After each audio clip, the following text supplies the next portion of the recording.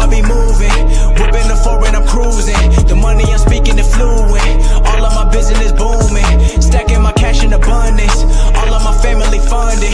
Finally got what I wanted. Life is amazing, I love it. Everyone know that I run it. Yeah, look at me now, I came up. I've been thinking back then when I almost gave up on the game, cause I never got in my way.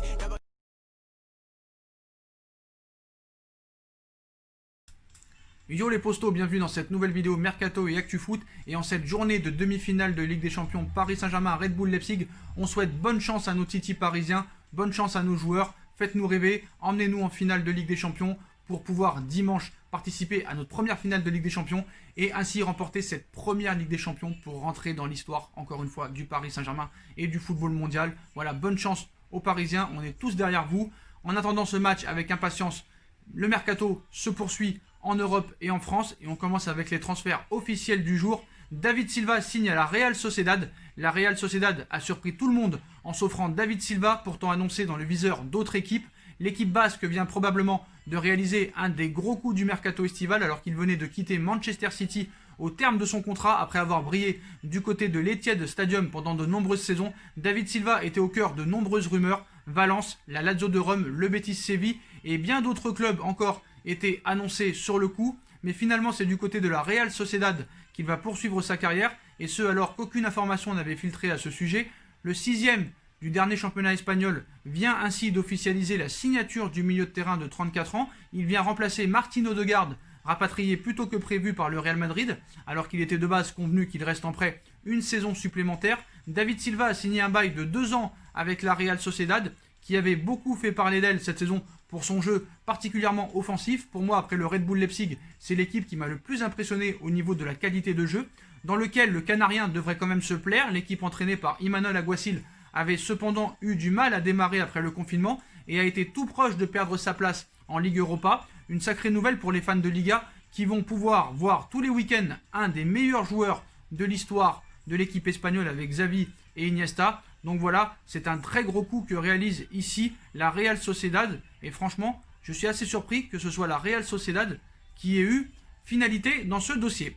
On passe aux autres transferts officiels. Donc, l'ailier François Camano a été vendu par Bordeaux au Lokomotiv Moscou pour 5,5 millions d'euros. Le milieu Aliou Traoré a été prêté par Manchester United au Stade Malherbe de Caen. Vincent Kompany a mis un terme à sa carrière de joueur et devient l'entraîneur d'Anderlecht. Voilà pour les transferts officiels du jour. On passe au bruit de couloir qu'il ne fallait pas rater. En France, le milieu de terrain du FC Barcelone, Arturo Vidal, se trouverait dans le viseur du Paris Saint-Germain. L'ailier de Crystal Palace, Wilfried Zaha, plaît beaucoup au Paris Saint-Germain, à l'AS Monaco et au Borussia Dortmund. Le défenseur central de Lille, Gabriel, se trouve entre le Napoli et Arsenal. Le latéral droit du FC Séville, Sébastien Corchia, lui, pourrait rebondir au Stade Rennais.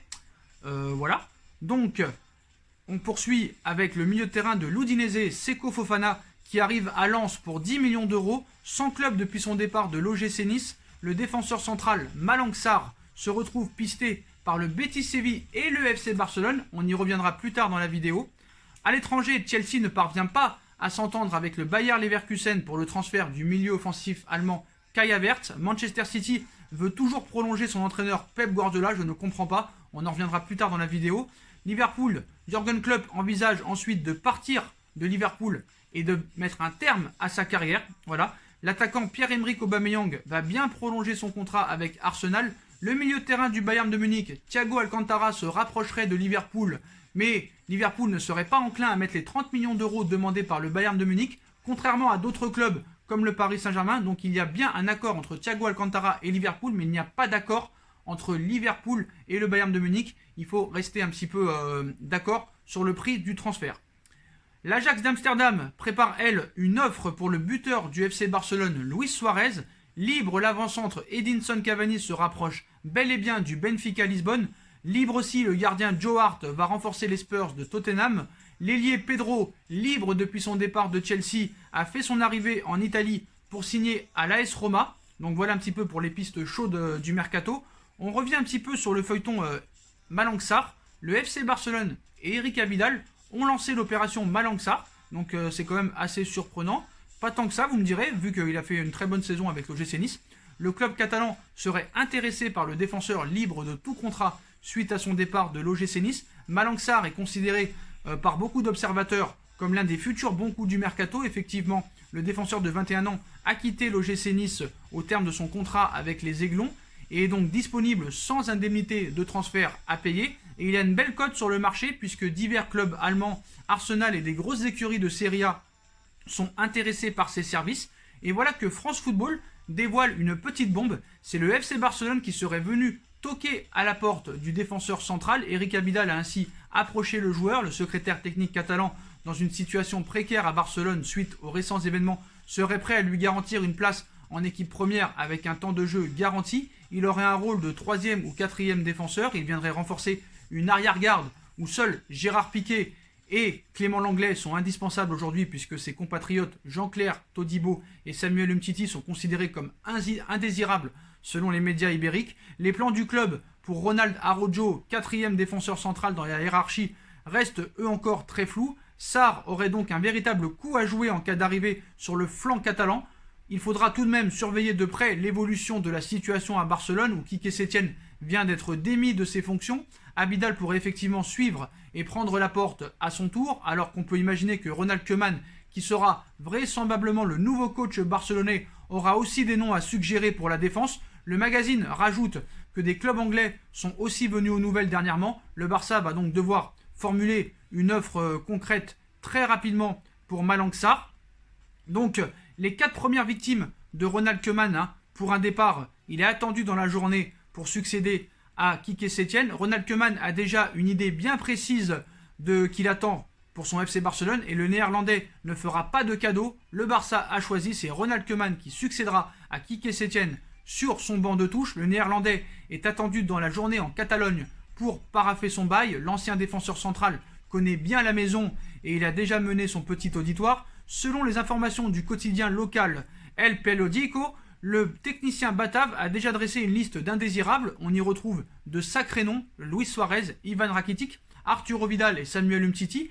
4 éléments dont l'entraîneur entend se séparer en priorité, tant pour régénérer son effectif que pour réaliser des économies. Busquets et Alba pourraient aussi sauter. La publication explique par ailleurs que le natif de Zaandam se posera de sérieuses questions au sujet de 2 autres cadres, les Espagnols Sergio Busquets et Jordi Alba. Pour eux, la donne est légèrement différente. Si des clubs intéressés se présentent en étant disposés à prendre leur imposant salaire en charge, alors une réflexion sera sérieusement menée. Autre surprise, alors que les pensionnaires du Camp Nou peinent à lui trouver preneur à leurs conditions de transfert, Philippe Coutinho pourrait finalement revenir au Barça et reconstruire une animation offensive aux côtés de Frenkie de Jong, Antoine Griezmann et évidemment Lionel Messi qui apparemment est sur le départ. Ronald Koeman semble savoir un petit peu quand même où il va et pourrait amener aussi plusieurs recrues dans ses valises. Voilà, le premier gros coup de Koeman pourrait être Donny van de Beek. Voilà, le changement c'est maintenant au FC Barcelone. Pour se relever de la claque reçue en Ligue des Champions, le club catalan veut changer les choses en profondeur. Cela a d'ailleurs commencé ce lundi soir avec le départ de Quique Setién. Si le nom de son successeur n'a pas été communiqué officiellement, ce sera quasiment fait pour Ronald Koeman, actuel sélectionneur des Pays-Bas. Le néerlandais, ancien joueur du Barça, s'apprêterait à faire son retour au Camp Nou où un contrat de 2 ans l'attendrait ainsi en Catalogne. Toutefois, Koeman pourrait ne pas débarquer les mains vides à Barcelone et aurait déjà des idées pour relancer le club catalan. Ce lundi soir, Ronald Koeman a l'intention de reformer la paire Frenkie de Jong, Van de Beek, qui avait fait le bonheur de l'Ajax d'Amsterdam. L'entraîneur néerlandais souhaite donc amener le milieu de terrain de 23 ans dans ses valises. Une information rapidement confirmée en Espagne. En effet, selon la Onda Cero, Koeman devrait bel et bien tenter de recruter Van de Beek cet été. Selon le média espagnol, il faudra compter entre 25 et 30 millions d'euros pour rafler la mise pour le joueur de l'Ajax d'Amsterdam. Je ne comprends pas pourquoi le Paris Saint-Germain ne se positionne pas sur Van de Beek. Tu as Thiago Alcantara à 30 millions d'euros qui a une grosse expérience en Ligue des Champions et qui a prouvé contre le Barça, encore une fois, qu'il était très performant. Donny van de Beek, 23 ans, 30 millions d'euros, c'est presque cadeau. Mais non, le Paris Saint-Germain ne s'y intéresse pas. Paris préfère des joueurs comme Savic qui ont 0 match en Ligue des Champions à 25 ans, qui coûtent 80 millions d'euros. J'ai beaucoup de mal à suivre un petit peu la ligne directrice du Paris Saint-Germain. On verra ce qui se passe. D'ailleurs, pour le remplaçant de Koeman pour la sélection des Pays-Bas, Arsène Wenger pourrait être le futur sélectionneur des Pays-Bas. Arsène Wenger, bientôt sur un banc. Selon Fox Sports aux Pays-Bas, le technicien français aurait proposé ses services pour prendre la succession de Ronald Koeman à la tête de la sélection des Pays-Bas. Comme vous le savez, l'actuel sélectionneur des Oranges est annoncé au FC Barcelone pour remplacer Quique Setien. Et Arsène Wenger pourrait venir le remplacer sur le banc des Oranges. Voilà, on passe un petit peu maintenant aux informations importantes. Un nouvel investisseur drague Newcastle et promet Cristiano Ronaldo.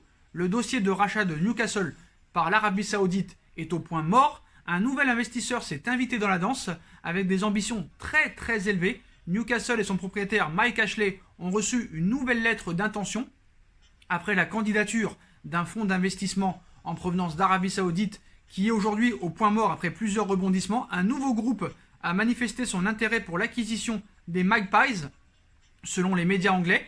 Il s'agit du Bellagraph Nova Group Consortium basé à Singapour. Ces derniers auraient donc soumis une offre aux environs de 300 millions d'euros pour racheter l'écurie 13e de Première Ligue cette saison. Ainsi, le Télégraphe, qui a pu discuter avec le signataire de la lettre d'intention du groupe Neredes de Bourbon, explique que les Pouperlers sont très avancés entre les deux parties et se déroulent normalement. CR7 en promesse de campagne, mais ce n'est pas tout.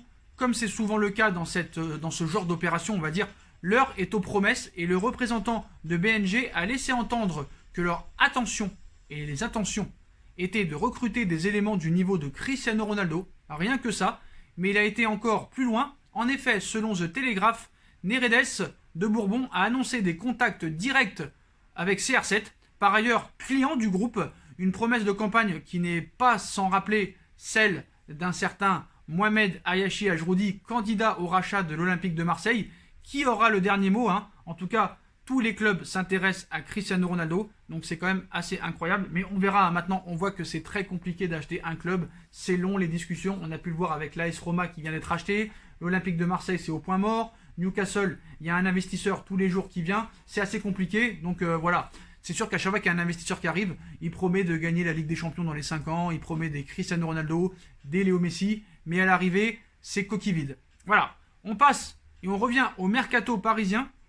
Raiola est prêt à tout pour boucler un gros coup avec Leonardo. Le poste de gardien de but du Paris Saint-Germain, actuellement occupé par Keylor Navas, pourrait connaître des changements. Arrivé l'été dernier en provenance du Real Madrid, où il a notamment remporté 3 Ligues des Champions, Keylor Navas s'est affirmé comme une valeur sûre du Paris Saint-Germain. Cela semble également avoir été compris par Leonardo. En effet, après avoir étudié de nombreuses pistes, avec notamment celle menant à Gianluigi Donnarumma, le directeur sportif du Paris Saint-Germain a semblé prendre du recul. Il faut dire qu'il a d'autres chantiers plus importants comme le milieu de terrain ou encore la défense et les latéraux. Raiola croit toujours pouvoir placer Donnarumma au Paris Saint-Germain. Pourtant, Keylor Navas ne serait pas totalement à l'abri. D'après les informations de Tuttosport, Mino Raiola serait persuadé de toujours pouvoir placer Gianluigi Donnarumma au Paris Saint-Germain pour être le futur gardien du Paris Saint-Germain après Navas. Voilà. L'agent du gardien est actuellement en négociation avec le Milan AC pour la prolongation de contrat de son protégé. Ce dernier souhaite poursuivre au sein de son club formateur, mais Raiola croiserait les doigts pour voir le Paris Saint-Germain faire un signe. Les autres clubs qui pourraient être concernés selon Tuttosport sont Chelsea et Manchester United. Pour rappel, Donnarumma est en fin de contrat avec l'AC Milan jusqu'en 2021 et Paris et Leonardo espéreraient pouvoir l'amener gratuitement au Paris Saint-Germain, ce qui risque quand même d'être compliqué. Je voulais revenir sur le fait que Manchester City veut prolonger Pep Guardiola. Depuis son arrivée sur le banc de Manchester City en 2016, Pep Guardiola a la confiance complète de ses dirigeants. Mais après l'élimination de son équipe samedi face à Lyon en quart de finale de Ligue des Champions, la presse anglaise a commenté à remettre en question le technicien espagnol jugé intouchable. Le nom de Mauricio Pochettino, libre depuis son départ de Tottenham, avait été cité. Mais les Skies Blues veulent continuer avec Guardiola. Ce lundi, Mundo Deportivo et le Télégraphe assurent que l'ancien coach du Barça n'est pas menacé à City et que les discussions concernant sa prolongation de contrat ont débuté. Les pensionnaires de l'Etihad Stadium sont convaincus que Pep Guardiola est l'entraîneur qui les aidera à remporter la Ligue des Champions malgré le fait qu'il n'ait pas réussi à aller au-delà des quarts de finale avec les Anglais. Je ne comprends pas vraiment Manchester City, on critique le Paris Saint-Germain, mais vraiment les pigeons, c'est Manchester City. Pep Guardiola a un salaire de 25 millions d'euros annuels par an Il n'a jamais passé les quarts de finale avec Manchester City. Depuis son arrivée en 2016, c'est presque 600 millions d'euros qui ont été investis lors des différents mercatos. Il a été éliminé en huitième de finale en 2017 face à l'AS Monaco qui n'était pas un candidat au titre. Il a été éliminé en 2018 par Liverpool. Il a été éliminé en 2019 en quart de finale par Tottenham qui n'était pas non plus un candidat au titre même s'ils ont été en finale. Et là, il est éliminé encore une fois en quart de finale par l'Olympique Lyonnais qui à la base non plus n'est pas un candidat au titre. Donc il faut vraiment se poser la question à Manchester City. Je pense que c'est plus eux, les pigeons, que le Paris Saint-Germain. Voilà. Et là, encore une fois, comme vous le savez, il y a quelques semaines, ils ont été interdits de compétition européenne. Ils ont été relaxés par le TAS. On les accuse d'avoir transgressé le fair play financier. Et là, ils vont encore avoir une offre, une enveloppe, excusez-moi, de 326 millions d'euros pour recruter. Ils ont déjà recruté Nathan Ake et Ferran Torres. Les deux, à peu près 70 millions d'euros. Ils seraient prêts à investir encore 300 millions d'euros. Combien de millions il va falloir pour Manchester City pour passer le cap des quarts de finale? Et Pep Guardiola ne veut pas se remettre en question, ne veut pas se réinventer. Et il a toujours le même jeu. Donc il est prévisible pour ses équipes et ses coachs adverses. Donc voilà, pour moi c'est une mauvaise nouvelle pour Manchester City. C'est une mauvaise nouvelle pour Manchester City. Et je pense qu'il faut changer. Ça fait 4 ans maintenant, il a eu sa chance. Donc voilà. Donc on passe aux autres informations chaudes du côté de l'Europe. Donc on a parlé de Cristiano Ronaldo à Newcastle. On parle de lui au Paris Saint-Germain. On parle de lui pour un départ de la Juve. Mais voilà, le Real, le Paris Saint-Germain, la Juve, Newcastle. Mais voilà, Ronaldo aurait fait une grosse demande à la Juve. Cristiano Ronaldo rêverait de reformer un duo avec Karim Benzema et aurait demandé aux dirigeants de la Juve d'explorer cette piste, un signal fort alors que les rumeurs sur son avenir se font de plus en plus nombreuses. Donc le FC Barcelone avait sa MSN à l'époque, Messi, Suarez, Neymar. Le Real avait sa BBC, Bale, Benzema, Cristiano. Durant de nombreuses années, le club madrilène a régné sur l'Europe grâce à ce trio redoutable et a remporté notamment 4 Ligues des Champions. Voilà. Ronaldo veut attirer Benzema à la Juventus. Selon les informations de la Gazzetta dello Sport, Cristiano Ronaldo aurait demandé aux dirigeants de la Juve de tenter de recruter Karim Benzema. On vous rappelle que Pirlo cherche un attaquant de complément à Cristiano Ronaldo. Sous contrat jusqu'en 2022, l'international français s'épanouit à la Casablanca, mais l'attaquant portugais rêverait d'évoluer à nouveau aux côtés du joueur français. Ronaldo voudrait ainsi créer un nouveau trio à la Juventus avec Karim Benzema, mais aussi Paulo Dybala qui est annoncé ces derniers jours du côté du Real Madrid. Toutefois, cette demande pourrait rester sans réponse. En effet, la formation espagnole ne souhaiterait pas se séparer de son buteur. Par ailleurs, Karim Benzema, qui n'a jamais caché sa proximité avec Cristiano Ronaldo, ne voudrait pas rejoindre la Juve et préférait poursuivre sa carrière au Real Madrid. Un transfert du Français semble donc improbable cet été, d'autant plus que la crise sanitaire ne permet pas au club de se lancer dans des dossiers d'envergure. Ronaldo se questionne de plus en plus sur son avenir. Cette demande de CR7 intervient dans un contexte assez particulier. En effet, la Gazzetta dello Sport avait annoncé que le Portugais se questionnerait sérieusement sur son avenir, mais aussi sur le niveau de son équipe suite à cette défaite contre l'Olympique Lyonnais. Des doutes qui ne datent pas d'aujourd'hui, puisque France Football avait annoncé que Cristiano Ronaldo avait songé à un départ après avoir constaté les difficultés de la Juventus face au Lokomotiv Moscou la saison dernière en match de poule en octobre dernier. Ainsi, plusieurs médias ont indiqué que le joueur de 35 ans pourrait changer d'air cet été et rejoindre un nouveau club afin de tenter de remporter une nouvelle de Ligue des Champions. Le PSG notamment suivrait de très près la situation. Leonardo aurait même évoqué ce sujet avec l'agent du joueur Jorge Mendes. Le Real Madrid resterait également attentif, mais la Juve n'entend pas se séparer de sa tête de gondole. Parfois, vous les journalistes, vous publiez des choses, c'est un pilier de la Juve. Ce n'est pas sur un match qu'il faut tirer des enseignements sur la saison. Dans quelques semaines, nous repartirons de zéro, toujours avec l'envie. Le choix final des joueurs ne dépend pas de moi, mais ils seront certainement toujours des joueurs de la Juve, avait déclaré le président du club Andrea Agnelli, assez flou après la rencontre face à l'OL. Son avenir pourrait ainsi toujours s'écrire à Turin, mais sans doute sans Karim Benzema. Donc, avant de parler aussi de l'information aussi très chaude du côté de Léo Messi, on va passer à une autre information sur le Paris Saint-Germain. Voilà. Donc, avant de passer à l'information Léo Messi, il y a des choses qui m'énervent un petit peu du côté de la presse espagnole. Voilà, il faut le dire. Il faut le dire. Je ne sais pas c'est quoi un petit peu le travail de ces journaux français à vouloir peut-être faire du mal au Paris Saint-Germain. Donc apparemment, le vestiaire serait divisé à cause de Neymar et Mbappé, alors que Neymar et Kylian Mbappé font le bonheur du Paris Saint-Germain ces derniers mois. Certains seraient malgré tout agacés dans le vestiaire par la gestion du club avec ces deux stars. Arrivés à quelques semaines d'intervalle à l'été 2017, Neymar et Kylian Mbappé font les beaux jours du PSG. Certes, il y a eu des polémiques avec l'attitude controversée du Français parfois et le feuilleton du retour avorté du Brésilien au FC Barcelone l'été dernier. Mais il en reste que les deux hommes parviennent à porter le club de la capitale. Les deux hommes s'entendent à merveille aussi bien dans la vie privée qu'en match, chose qui leur permet de sauver le Paris Saint-Germain quand il est en difficulté grâce à leur talent. Cependant, malgré cela, la gestion de l'écurie parisienne avec Neymar et Kylian Mbappé ne serait pas du goût de tous en interne. Certains joueurs regrettent que le plan de jeu soit seulement axé sur Neymar et Kylian Mbappé. C'est ce que nous apprend le Parisien ce lundi. À en croire les informations publiées par le quotidien français, certains joueurs du Paris Saint-Germain regretteraient le fait que les deux hommes soient autant mis en avant dans le jeu de Thomas Tuchel. Pour caricaturer quelques coéquipiers de Neymar et Kylian Mbappé, regretterait le fait que le principal plan de jeu de l'équipe soit de leur donner le ballon et advienne qui pourra. Pour autant, malgré cette critique, cela ne semble en rien empêcher le groupe du Paris Saint-Germain de bien s'entendre, comme en attestent les nombreuses publications des joueurs sur leurs réseaux sociaux, où ils partagent du temps ensemble, ou encore l'unité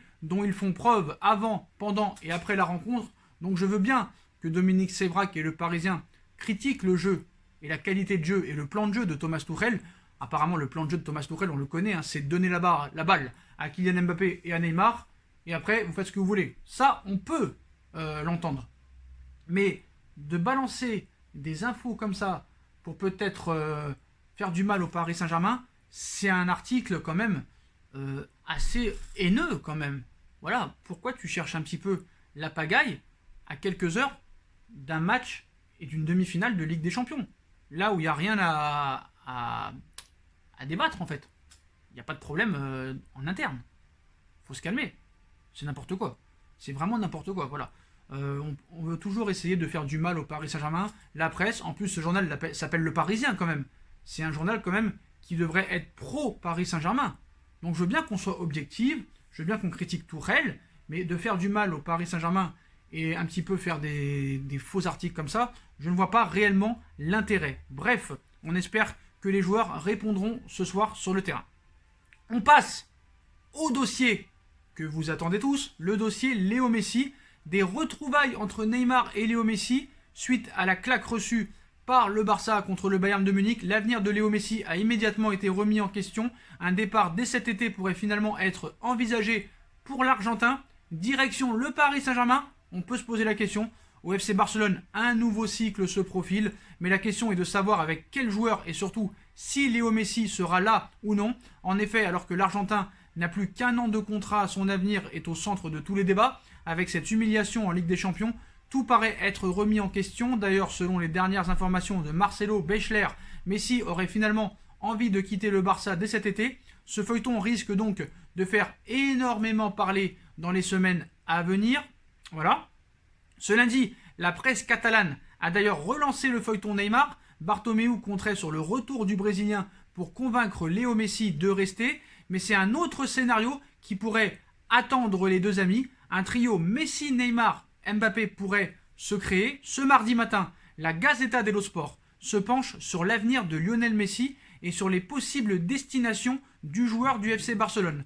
Ainsi, à en croire le média italien, un transfert vers le Paris Saint-Germain serait tout à fait envisageable et possible. Il est notamment expliqué qu'à défaut de voir Neymar revenir en Catalogne, faute d'argent dans les caisses des Blaugrana, il serait plus facile de voir Messi retrouver son ami du côté du Paris Saint-Germain et ainsi former un trio exceptionnel avec Kylian Mbappé. À voir maintenant si cette opération colossale serait possible pour le Paris Saint-Germain, notamment avec la barrière toujours du fair play financier, même si je continue à dire que le fair play financier est mort depuis l'histoire de Manchester City. Voilà les postos, un trio Messi, Neymar, Mbappé au Paris Saint-Germain, ou peut-être un trio Ronaldo, Neymar, Mbappé. En tout cas, c'est chaud. c'est chaud, le dossier Messi est chaud et va nous tenir en haleine lors de ces prochaines semaines. Voilà les postos, voilà pour toutes les informations mercato et actu foot de cette journée. Comme d'habitude, dites-moi en commentaire ce que vous en pensez.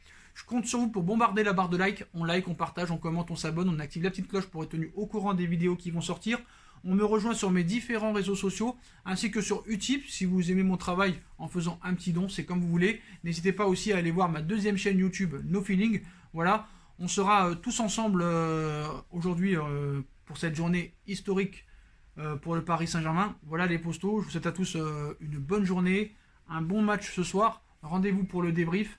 On verra un petit peu aussi quelle est la composition d'équipe. Voilà, on est ensemble toute la journée. Voilà les postos, je compte sur vous pour bombarder la barre de like et on se retrouve très bientôt. Tchuss.